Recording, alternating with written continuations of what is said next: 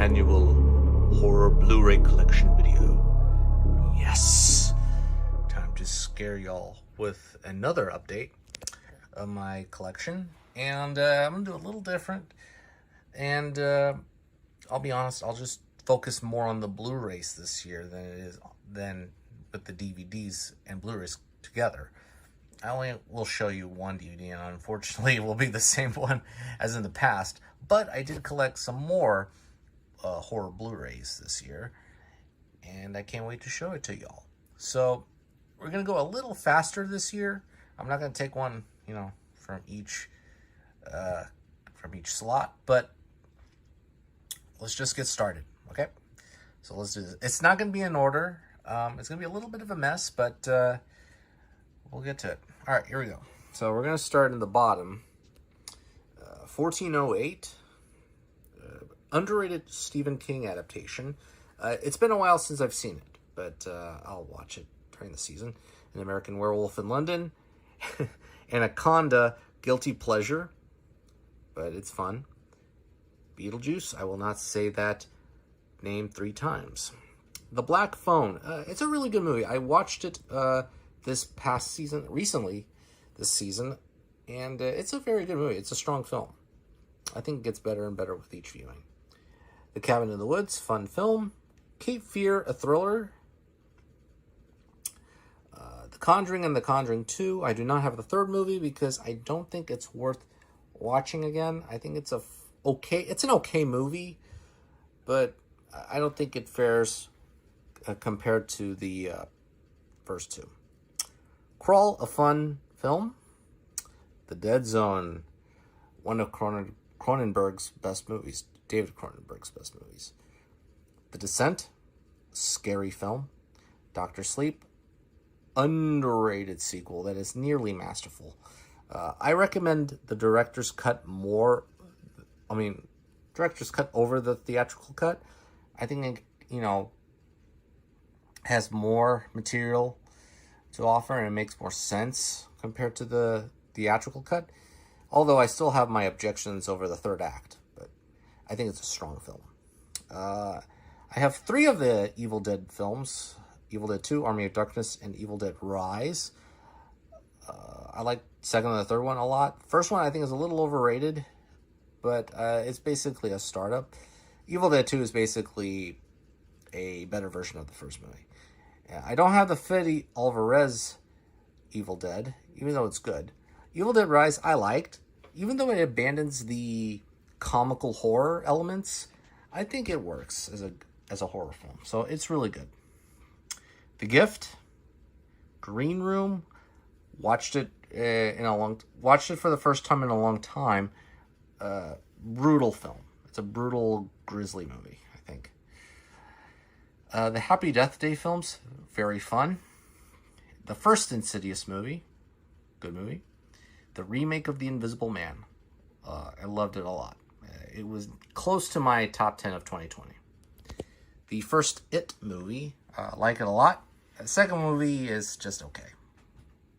It follows a nearly great film. One of the best horror movies of the 2010s. It has a very unusual, original concept.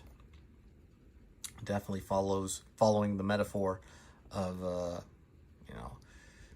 of the consequences of sex around you. So yeah, Let the Right One In. Now, I'm not a big fan of vampire films, but I think this may be the best one. Close to What We Do in the Shadows, and one that I'll show you in a moment. But I think it's a very strong movie. The Lighthouse, in my opinion, it gets better and better. Now let's go to the second column. This is the other one I was referencing. The Lost Boys, very fun 80s vampire flick. I have a blast with this movie. Love and Monsters, Malignant, dopey film, but I love it. Midsommar, The Mummy, the 1999 version of The Mummy. I like that one a lot more than the original. I think the original is a little boring in my opinion. Nightcrawler, I put it as in psychological thriller, so I think it's a little scary if you think about it from from a character study, but yeah, it's pretty good. Nope. It definitely got better in second and third viewings for sure. It was in my top 15 of 2022, or top 22 of 2022. So yeah. And another one, Pearl, I think it's as good as another one. Well, I'll just show it. X. So, and you know what? Mia Goth should have gotten more consideration for awards. She deserved the Oscar nomination for sure. But they don't recognize horror. Poltergeist, scary movie, the original. Ready or Not, a fun horror flick. Saint Maud, I think one of my more underrated horror flicks. I think it's a very, very good movie. Brisk film. Very short film. So I definitely recommend it. The Scream films, I don't have Scream 6 because I'm waiting for that movie to go down in price. And if you have heard about the physical media news associated with Best Buy, you know that Best Buy is not going to be selling physical media Blu-rays and DVDs and 4Ks anymore. It's a shame, but I do understand from a business perspective. However, a lot of passionate fans, including myself, are disappointed to hear that news because a lot of people have nostalgia factors in their arsenal going into that store and just, browsing and just, collecting. It is sad, but anyway, I think that Black Friday is going to be utter chaos because of the news. So hopefully they have second thoughts. Let's see how Black Friday does. All right, Shutter Island, a psychological thriller, more of that than a horror flick, but I think it's, I will say this, if you see it for the first time, you'll be a little frustrated. However, it gets better and better with each viewing. So yeah, it's very good, and I can't wait to watch Killers of the Flower Moon. Talk to Me, I think it's this year's best horror film in a year of okay horror movies. I don't think it's as strong as last year, but it's a fantastic movie. To Catch a Thief, a Hitchcock film out of many Hitchcock films that I'll show off. It's a fun movie. I don't think it's one of the very best, but it's fun. Trick or Treat, a fun anthology movie. Us, a good but not great movie, but I like it enough. Great Lupita Nyong'o performance. The Witch, X. Zombieland, a comedy. Great comedy. And I have that Cornetto trilogy, but I'm going to focus on Shaun of the Dead because it's a very fun horror zombie comedy from Edgar Wright, starring Simon Pegg and Nick Frost. Freaky, very fun movie, very fun switcheroo film. Yeah, good movie. Definitely one of Vince Vaughn's funnier performances. Okay, so I come down to here. So this column comes from what I call like excellence collection. Like I basically cemented as an excellent film. Well, actually, I don't know why Annihilation's there, but I digress. I don't think it's excellent, but because of the ending. But yeah, I think they're all excellent. A Quiet Place, great movie with a great concept. Annihilation, not great, but it's a very, very good movie. So that shouldn't be there, but yeah. The Exorcist, I have the extended director's cut. I do like both versions, so I'm not upset I do not get the 4K. I don't have a 4K player, but no, it's fine. It's all right.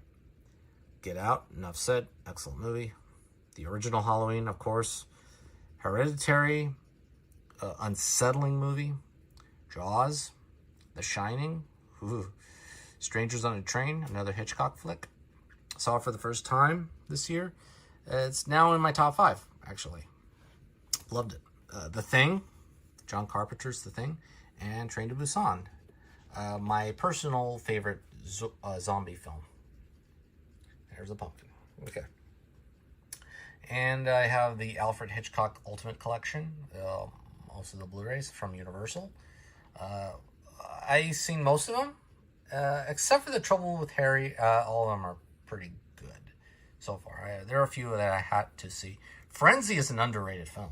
I think that's a very good movie. But the horror films in that collection are really The Birds and Psycho. but you can make a case to watch any thriller from Hitchcock to basically progress your spooky season marathon. Okay, and I'm gonna go on the top, and it's The Great Pumpkin, Charlie Brown, the short. This is from the holiday collection. Yeah, it's fantastic. Now we get to the Criterion Blu-rays. The only DVD I have, Rosemary's Baby. I'll think about upgrading to 4K. Unfortunately, it's going to be on Paramount Classics, the regular Paramount. I saw the cover. Not great, but the original cover is the poster, so it's fine. Okay, Arsenic and Old Lace, a fun Halloween comedy. It's basically a comedy that is set entirely on Halloween. So if you like old-fashioned 50s films, you'll dig it. I think it came out in the 50s. I'll check. 1944. 40s. Never mind. It's fun. Yeah. Cure. It's on my bucket list. Don't worry. I need to watch it. Diabolique. Don't Look Now. The Innocents. The Lady Vanishes, a Hitchcock film. Onibaba. Got a little bit out of order. I'll just put Notorious, another Hitchcock flick. One of my top 5. Pan's Labyrinth, a fantasy film that is duly appropriate for the season, for sure. It's basically an adult version of Alice in Wonderland. Disturbing, but I think it's Del Toro's masterpiece. I finally upgraded The Silence of the Lambs DVD to my Blu-ray from Criterion. It's one of my absolute favorite films. Excellent. The Vanishing, saw it. Great movie. Videodrome, it gets better and better with each viewing, in my opinion. Definitely more relevant, especially with the social media age. And then, last but not least, I have the Universal Classic Monsters Collection. This is a fun experience so far. Not all of them are great, but I would say like the ones that I have fun with the most are Frankenstein movies and some of the Invisible Band films. Yeah, these two are really fun. The others, they're uneven. I do like the Wolfman. But yeah, this is a very good collection. I think if you want to get yourself into that classic monster horror spirit, this set is the one for you to enjoy. And that's it. This is it. That's the horror collection, the new Blu-ray collection. I apologize for making this a little quicker than usual, than anticipated, but, you know, time hasn't been on my side this year, so I had enough time to do this, to go over this, but as you can see, it definitely has grown over time, and we'll see if it will grow this upcoming year. But yeah, it's a good one. It has some great films. What films do you think should be in the collection? What films do you have in your collection that are worth noting or mentioning? Comment below.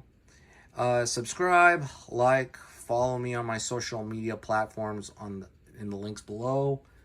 And I hope you enjoyed this video. All right, then. Take care, be safe, and I'll see you later. Goodbye.